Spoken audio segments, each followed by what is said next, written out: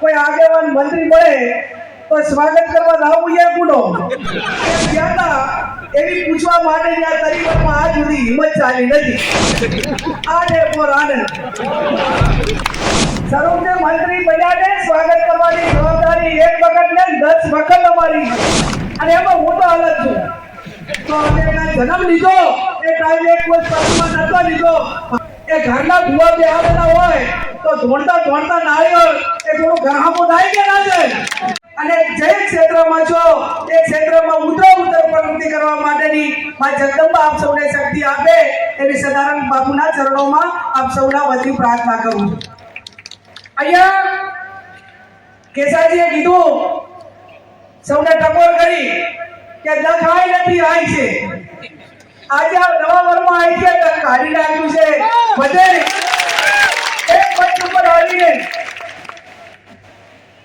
તમને બધાના સંદેશો લાવવામાં બધા એક સાથે તમારી તૈયારી છે.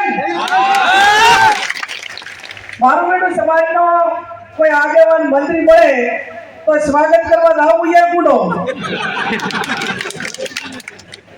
જેટલો સર્વથી મંત્રી બન્યા એટલું ના ચાલે એટલું મારું મહિના ટીમ ચાલે.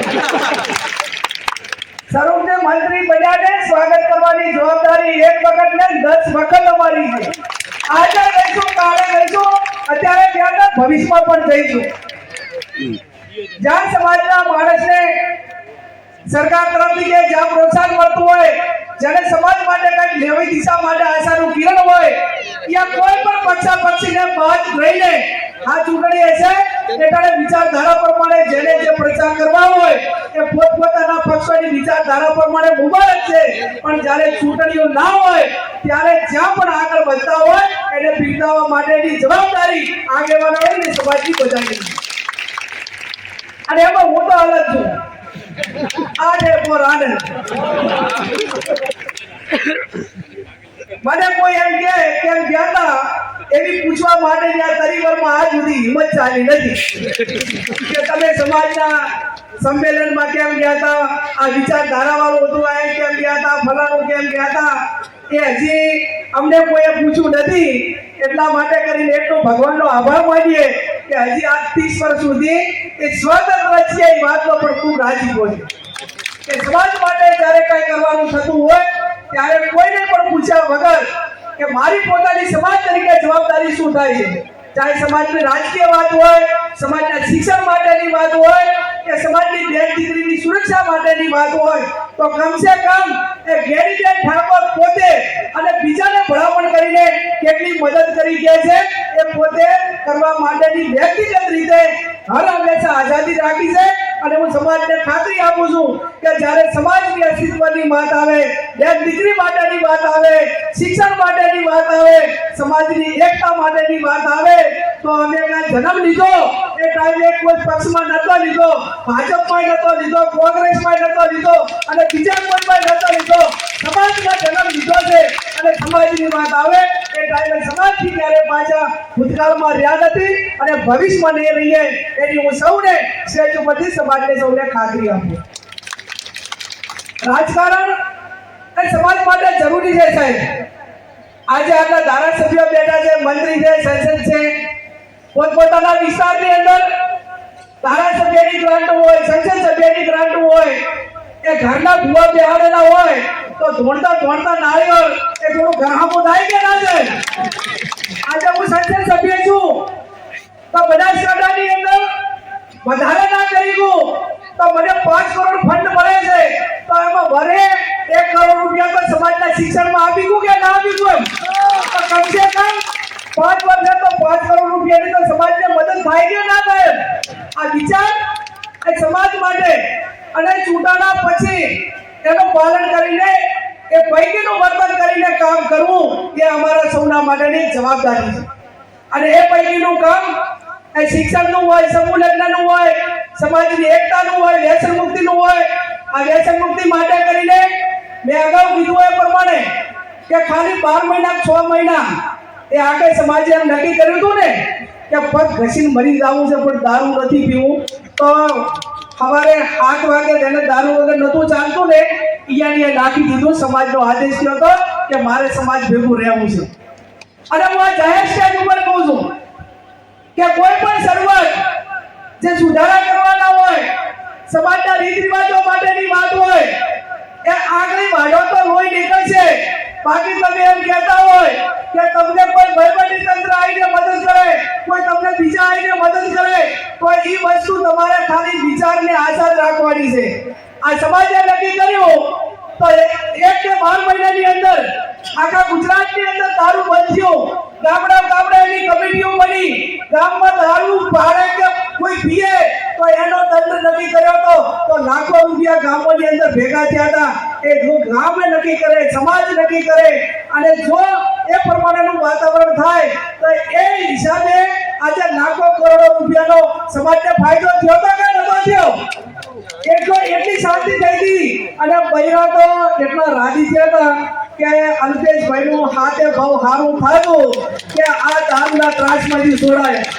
હવે પાછું એવું કરવું પડે છે. હવે પાછું વધારે પડતું અત્યારે મારું હોનું સાથી મોંઘો એટલું થયો, એની હાથે મારે કોઈ વહીવટી તંત્રની વાત નથી કરવી, પણ જ્યાં સુધી તમે કોઈ પણ વસ્તુ કુરિવાજો હોય, વ્યસન હોય કે કોઈ પણ પ્રકાર હોય, મેં અગાઉ કીધું એમ કે જાતે મનથી નક્કી કરવું પડશે, સમાજે નક્કી કરવું પડશે, આગેવાનોએ નક્કી કરવું પડશે. શું તમને પોલીસ આવીને એમ કહે છે કે તમે દારૂ બંધ કરો? તમને કોઈ ડીએસપી કહે છે? કોઈ તમને પીઆઈ કહે છે? જો ઠાકોર સમાજ દારૂ પીવાનું બંધ કરે ને અને વ્યસનોમાંથી, બધીઓમાંથી, અમુકમાંથી નીકળી જાય ને તો આ ત્રણના ધંધા રોજગાર ઉપર મોટી અસર પડે. એક પેલી પોલીસ, વકીલ અને ડોક્ટર, આ ત્રણમાં તો મંદી આવે ભાઈ. કહેવાય છે દારૂ પીએ એટલે બાજે ઝઘડા થાય એટલે પોલીસ કેસ થાય એટલે વકીલ ગોતવો પડે, અને એના વચ્ચે પાછું વધારે વાગ્યું હોય તો ડોક્ટર ના વપરા વાત હાજી ખોટી. આટલા તો બાંધેલા. જો એક જણો દારૂ પીને કાંઈ કરે તો પછી આ 4 જણાની 4ની પ્રોસેસમાંથી પસાર થવાનું પાકું ને. આટલા ઠેકાની દો તો એનો છુટકારો થાય.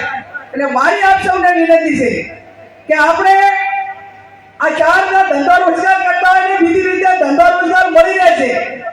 ચાહે વકીલ હોય તો કોઈના સમાધાન માટે મળી રહે છે, ડોક્ટર હોય તો એની મેડિકલની સુવિધાઓ માટે પણ મળી રહે છે. પણ આ રીતે વર્ગ વિગ્રહ કરીને, સમાજમાં વેરવિખેર કરીને આ પ્રમાણેનું થતું હોય ત્યારે એને રોકવા માટેની જવાબદારી છે. આજે ઘણા આગેવાનોએ મને સાહેબ કીધું કે સમાજના બંધારણ માટેની જરૂર છે.